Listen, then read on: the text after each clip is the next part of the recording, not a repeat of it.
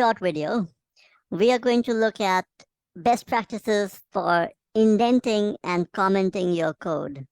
These are efforts to make your code look readable, to make it look good, and to ensure that if you have to share your code with multiple people, everybody gets what you're trying to do quickly. So hopefully you will learn several good coding habits over time. We'll just look at indentation and commenting in this video. Now, when you look at code that looks like this, it's fine. I mean, it's a simple piece of code, so you can quickly realize what's going on. But look at this. Now, here what we've done is we've basically placed tabs after the control of the code has moved into the main function. So we'll talk in later lectures about the concept of control, flow, and scope. But for now, the only thing to understand is that the execution of the program takes this main function as its entry, and then it enters into this set of statements, and then it exits from that function. So when you have the control flow enter a function, or more generally a control block, it's best to add an indent to make this visually evident to the reader, saying this is where the control of the program entered a particular control block. What you don't want is something that looks like this. This is just crazy. So do this. Don't do this, and definitely don't do this. When you're doing indentation, maintain consistent indentation based on the control flow logic. Now, you will notice that Pruter automatically does this for you, and most modern editors like VS Code also do it for you automatically. But if you are using Vim or if you're using Notepad, you won't get that automatically. So be aware that you may have to use tab for doing this.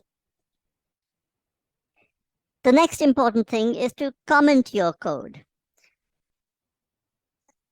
When you have code that looks like this, to you, it is intuitive what the code is doing. But to somebody else who reads the code, it may not be immediately obvious.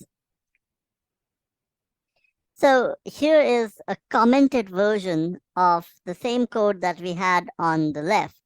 You will notice that we are commenting by using these two forward slashes, not backward slashes. Remember, there's a distinction.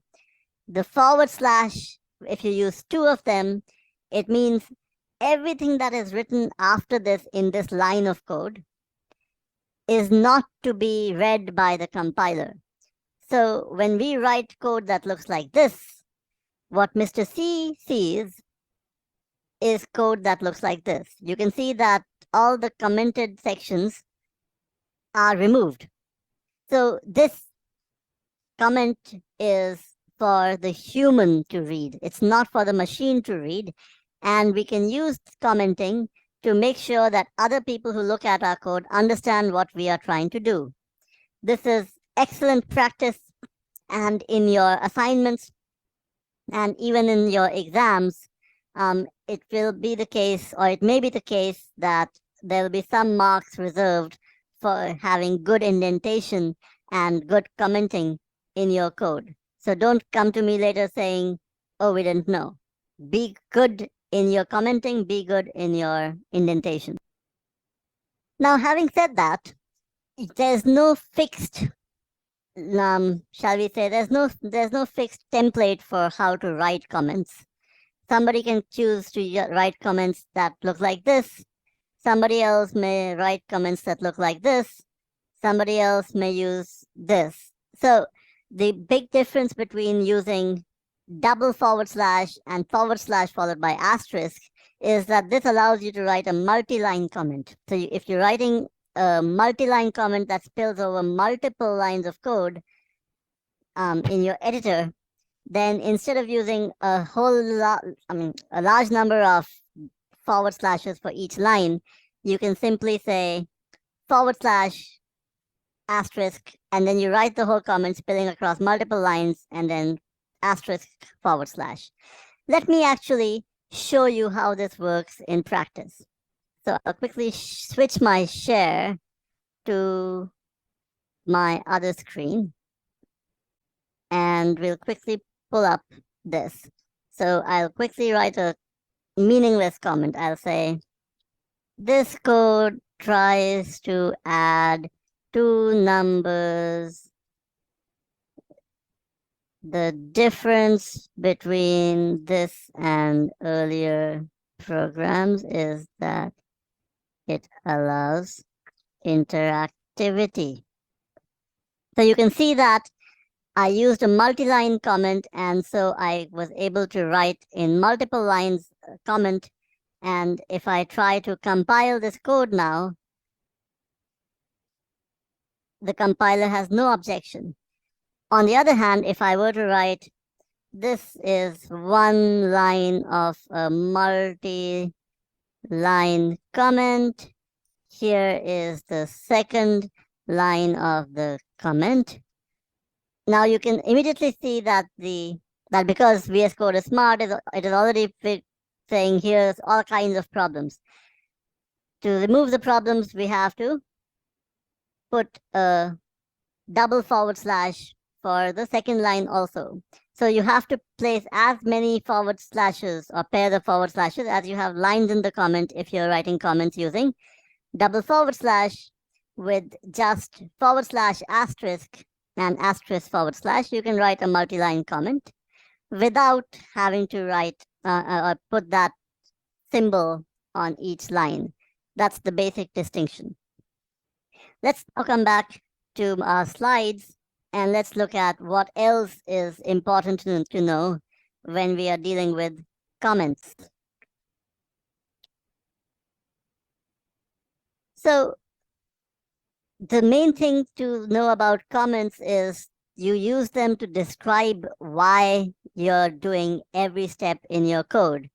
And right now our programs are simple, so this seems like it's overkill, but it's just good practice to try and do it already, because by the time you are approaching your NSEM exams, your codes are going to be much more complicated, and then you will not always remember why you did something.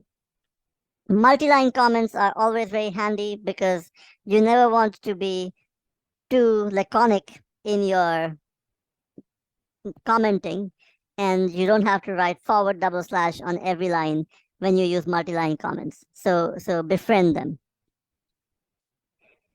This is an example of human language comments that all of you should be in the habit of writing.